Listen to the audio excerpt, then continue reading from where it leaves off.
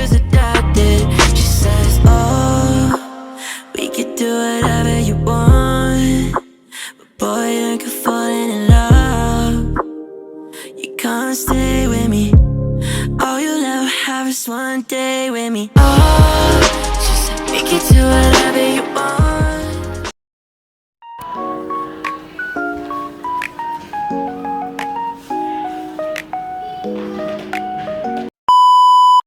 Assalamualaikum warahmatullahi wabarakatuh. Waalaikumsalam. Perkenalkan, nama saya Bimanyaka Saputra. Saya adalah host untuk podcast dari kelompok 1A. Sebelum kita mulai podcast hari ini, izinkan saya memperkenalkan kelompok 1A, yaitu adalah saya Bimanyaka Saputra, Gren, Atar, Elvina, Aira, dan Malika. Nah, kali ini saya akan podcast tentang pengertian ilmu menurut Islam bersama Bapak Irwan. Halo Pak Irwan. Halo. Nah, langsung saya Pak untuk membersihkan waktu. Bagaimana pandangan Islam tentang pentingnya menurut ilmu pengetahuan dan apa contoh implementasinya dalam sejarah Islam? Baik, agama Islam itu memandang ilmu pengetahuan sangat penting sekali. Tercantum di dalam Al-Quran, itu Allah meninggikan orang-orang yang beriman dan orang-orang yang menuntut ilmu, ya. Surat Al-Mujadalah, yarfa'illahu alladhina amanu minkum walladhina utul ilma darajat. Pasti akan meninggikan beberapa derajat untuk orang yang beriman dan orang yang menuntut ilmu. Kemudian Nabi Muhammad juga dalam hadisnya itu mewajibkan bagi setiap muslim, bagi laki-laki maupun perempuan untuk menuntut ilmu, ya. Lalu di wahyu pertama pun yang diturunkan oleh Allah, wahyu pertama kepada Nabi Muhammad itu isinya adalah Iqra, ya, membaca. Itu tentunya berkaitan dengan ilmu pengetahuan, baik pengetahuan agama maupun pengetahuan umum. Pengetahuan agama itu penting karena setiap muslim itu harus tahu dulu ilmunya sebelum beribadah. Tidak boleh asal beribadah saja. Jadi harus tahu ilmunya dulu, belajar dulu tata cara ibadah bagaimana. Karena diterimanya amal itu yang pertama harus benar. Benar dulu baru kemudian ikhlas. Itu seperti itu. Jadi apa? Implementasi dalam sejarah Islam. Oh, dalam sejarah Islam. Dalam Islam, sejarah Islam pun itu sangat luas sekali, ya. Ilmu pengetahuan yang didapatkan oleh bangsa Arab itu melalui Al-Quran, kemudian dikembangkan sehingga muncullah tokoh-tokoh ilmu pengetahuan yang nanti itu menjadi dasar bagi peradaban Barat, Renaissance, ya. Pembaharuan di Barat itu salah satunya banyak yang diambil dari ilmu-ilmu pengetahuan yang dikembangkan oleh tokoh-tokoh Islam. Salah satunya Ibnu Sina. Kalau di Barat itu dikenal dengan Avicenna. Itu dengan ilmu kedokterannya itu menjadi rujukan bagi bangsa Arab. Ada juga Ibnu Khaldun, ada Khwarizmi di matematika.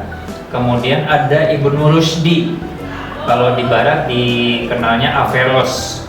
Nah, itu di bidang filsafat. Jadi Islam punya peranan penting dalam sejarah. Seperti itu. Kontribusi ilmuwan muslim pada abad pertengahan dalam bidang sains dan teknologi dan bagaimana pengaruhnya terhadap perkembangan ilmu pengetahuan di Barat untuk sampai saat ini, gitu. Nah, seperti yang sudah dibilang tadi, bahwasanya bangsa Arab itu menjadi tonggak dalam ilmu pengetahuan, ya. Setelah Islam datang, kemudian banyak sekali ilmu pengetahuan yang berkembang, khususnya yang paling menjadi top dari ilmu pengetahuan itu ketika bangsa Arab dipimpin oleh, bukan bangsa Arab, ya, Islam itu dipimpin oleh Daulah Abbasiyah di Khalifah Harun Ar-Rasyid. Nah, itu menjadi puncak dari ilmu pengetahuan sampai ada maktab, ada perpustakaan, dan di sana ilmu pengetahuan berkembang pesat. Nah, seperti yang disebutkan tadi, ada Ibnu Sina, Ibnu Khaldun, Khwarizmi, Ibnu Haytham dalam ilmu optik ya. Kemudian ada Ibnu Batutah dalam ilmu geografi dan banyak sekali. Al-Ghazali ya. Kemudian buku-buku ini disadur ke dalam bahasa Inggris atau bahasa Latin yang nanti dipelajari oleh bangsa Eropa. Nah, itu menjadi tonggak dari perkembangan Renaissance atau peradaban Eropa yang baru. Seperti itu. Nah, sebenarnya bagaimana sih Islam memandang etika dalam penelitian ilmiah, terutama dalam bidang kedokteran dan bioteknologi? Islam memandang sangat penting sekali etika ya, karena dalam ilmu pengetahuan itu adab yang pertama. Al-adabu fauqal ilmi, adab itu di atas dari ilmu.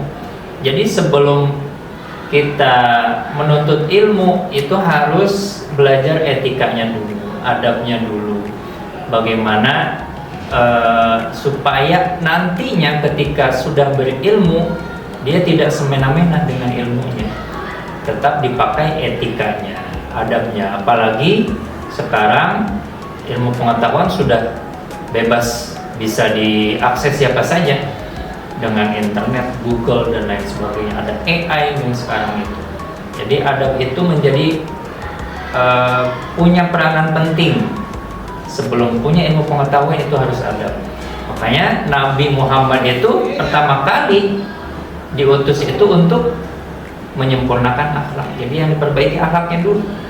Kalau akhlaknya sudah baik, punya ilmu pengetahuan, itu pasti akan benar jalannya. Tapi kalau misalnya punya ilmu pengetahuan tanpa ada adab, itu belum tentu ilmu pengetahuannya digunakan dengan baik. Sebenarnya Pak, hubungan antara iman dan ilmu pengetahuan dan Islam itu apa Pak? Dan bagaimana keduanya dapat saling melengkapi dalam memahami alam semesta? Iman dan ilmu pengetahuan dalam Islam. Iman dan ilmu pengetahuan ya saling berkaitan. Kalau menggunakan ilmu pengetahuan tanpa iman, ya itu bisa jadi ilmu pengetahuannya akan disalahgunakan. Kalau punya iman saja tanpa ilmu pengetahuan, nah itu juga tidak seimbang. Ya. Seperti bayi yang memegang lentera, begitu. Itu kalau punya kalau ilmu iman saja tanpa ilmu pengetahuan. Kalau ilmu pengetahuan tanpa iman, seperti lentera, seperti senjata di tangan pencuri. Nah, seperti itu. Jadi harus seimbang antara iman sama ilmu pengetahuan supaya bisa berjalan dan menjadi maslahat ilmu pengetahuan itu untuk manusia. Nah, ini pertanyaan terakhir nih Pak. Bagaimana Islam mendorong umatnya untuk mengeksplorasi dan memahami alam semesta sebagai tanda-tanda kebesaran Allah, dan apa contoh aplikasinya dalam penemuan ilmiah? Kitab suci agama Islam itu adalah Al-Quran, dan Al-Quran itu adalah satu mukjizat yang paling besar ya, yang diterima oleh Nabi Muhammad SAW.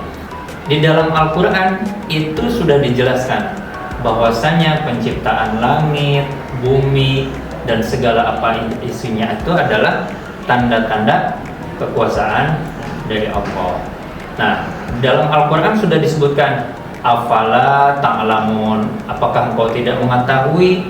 Afala ta'qilun, apakah engkau tidak berakal? Afala tatafakkarun, apakah mereka tidak berpikir? Nah, itu mendorong umat manusia untuk memikirkan bahwasanya apa yang ada di dalam bumi ini, segala penciptaannya, langit, bumi, dan seisinya itu adalah tanda-tanda kekuasaan Allah. Kenapa Al-Quran itu mukjizat yang paling besar? Karena mukjizat itu kan sendiri hal yang luar biasa. Kalau di zaman Nabi Musa, Nabi Isa bisa menyembuhkan orang yang sakit, menghidupkan orang yang meninggal, seperti itu. Wah, luar biasa, begitu. Tapi itu bagi mereka yang hidup di zaman itu. Kalau misalnya sekarang kita hidup di zaman sekarang, wah Nabi Musa itu sudah bisa membelah lautan, kita belum tentu percaya karena tidak bisa melihat.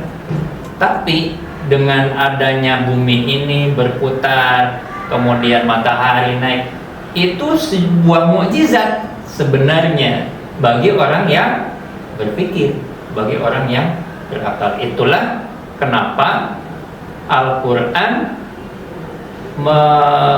menyebutkan di akhir setiap ayatnya itu ada afala taqilun, afala tatafakkarun, afala tubsirun, ya, apa nggak melihat, apa nggak mendengar, ya, seperti itu. Jadi ilmu pengetahuan itu mendorong manusia untuk berpikir, oh ini semua itu adalah kekuasaan dari Allah Subhanahu wa Ta'ala, supaya lebih dekat dengan Allah. Baik ya, atau telah melakukan waktunya untuk menjawabkan itu. Jadi teman yang sudah melakukan waktunya untuk penonton, semoga kita menambahkan ilmu karena kita sudah menonton video ini. Siapa? Baik. Assalamualaikum warahmatullahi wabarakatuh. Waalaikumsalam.